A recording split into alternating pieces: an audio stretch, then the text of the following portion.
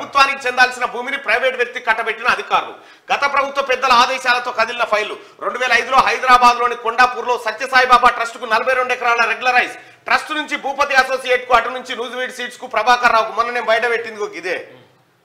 Endowment ULC చట్టాలను తుంగలో తొక్కి రెగ్యులరైజేషన్. గత జీవోలను సవరిస్తూ ఎన్నికల ఏడాదిలో అక్రమంగా కొత్త జీవోలు. ఇంటర్నల్ ఎంక్వైరీ చేస్తున్న ప్రభుత్వం అంటూ దీనిపైన ప్రభుత్వం ఇంటర్నల్ ఎంక్వైరీ చేస్తా ఉంది. గౌరవ మంత్రి పొంగులేటి శ్రీనివాసరెడ్డి గారికి ఫైల్ అందజేయడం జరిగింది. ఇది ప్రభుత్వానికి చెందాల్సిన భూమి.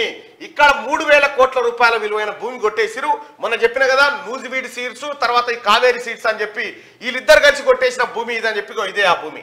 హైదరాబాద్ లో మంచి డిమాండ్ ఉన్న ఏరియాలో ప్రభుత్వానికి చెందాల్సిన భూమిని కొందరు అక్రమార్కులు దొడ్డిదారిన తమ పేరు మీద రాయించుకున్నారు. ఈ వ్యవహారానికి కొందరు అధికారులు సహకరించారు. దీంతో ప్రభుత్వానికి చెందాల్సిన 42 ఎకరాల భూమి ప్రైవేట్ వ్యక్తుల చేతుల్లోకి పోయింది. కొండాపూర్లో ఉన్న ఈ భూమి విలువ 3000 కోట్ల పైనే ఉంటుంది. అక్రమార్కులకు భూమిని కట్టబెట్టేందుకు అధికారులు ఎండోమెంట్, అర్బన్ ల్యాండ్ సీలింగ్ చట్టాలను తుంగలో తొక్కారు. అంతకుముందు ఇచ్చిన జీవోలను సవరించి కొత్త జీవోలు కూడా ఇచ్చారు. అవన్నీ ఆ రోజు మీకు చూపించిన 42 ఎకరాల భూమి అప్పనంగా కొట్టేసిరు దొంగలు.